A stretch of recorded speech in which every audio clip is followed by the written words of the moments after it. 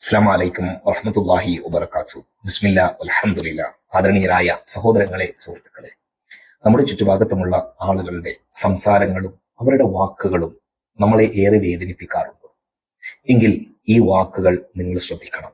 വിശുദ്ധ ഖുർആൻ സൂറത്ത് യൂനുസ് 10-ാം അധ്യായം 65-ാമത്തെ വാചകം അള്ളാഹു പറയുകയാണ്, വലാ യഹ്സുൻക ഖൗലുഹും ഇന്നൽ ഇസ്സത ലില്ലാഹി ജമീഅ ഹുവസ് സമീഉൽ അലീം.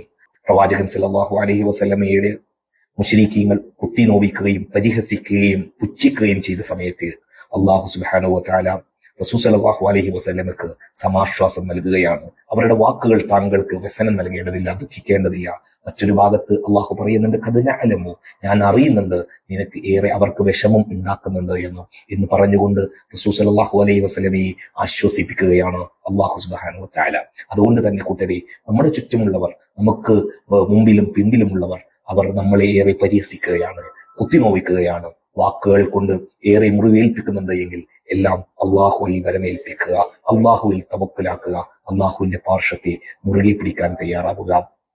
അള്ളാഹു നമ്മെ അനുഗ്രഹിക്കുമാറാകട്ടെ. അസ്സലാമു അലൈക്കും വറഹ്മത്തുള്ളാഹി വബറകാതുഹു.